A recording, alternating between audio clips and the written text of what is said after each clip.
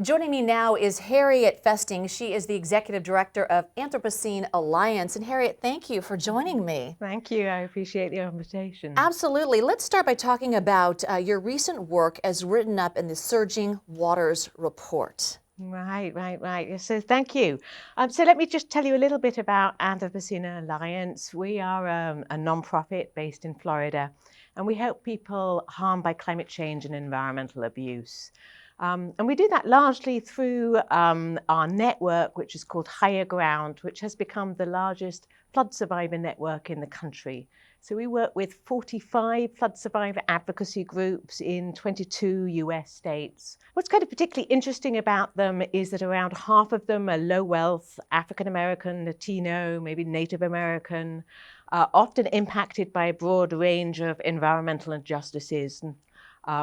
Not just flooding. And around half of them we have matched with pro bono scientists through this incredible program called the Thriving Earth Exchange, which is run by the American Geophysical Union. And so that really was the content of the report, Surging Waters, where we talked about some of those scientific partnerships that we're developing with flood survivors who you can imagine. So around a third of the flood survivor advocates that we work with have actually lost their homes. They've had to evacuate as a result of the flooding.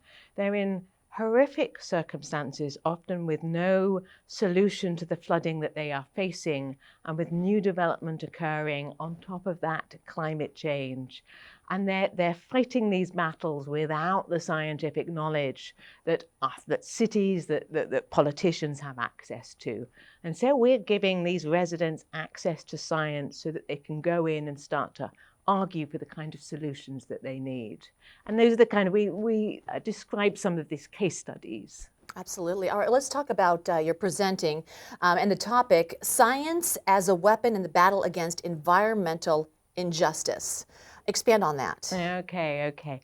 So one of the things that we've discovered as we work with scientists and flood survivor advocates is that there's a tension. I think it's widely recognized by scientists that science is absolutely critical for public and environmental policy, that you cannot tackle climate change, excessive heat, flooding, drought without this broad range of scientific disciplines, meteorology, geology, hydrology, and so on.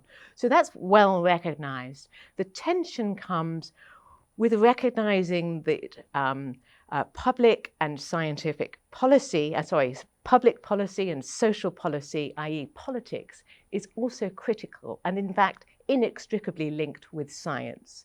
Scientists are really uncomfortable with this idea of politics, but they actually operate within a context that is highly political.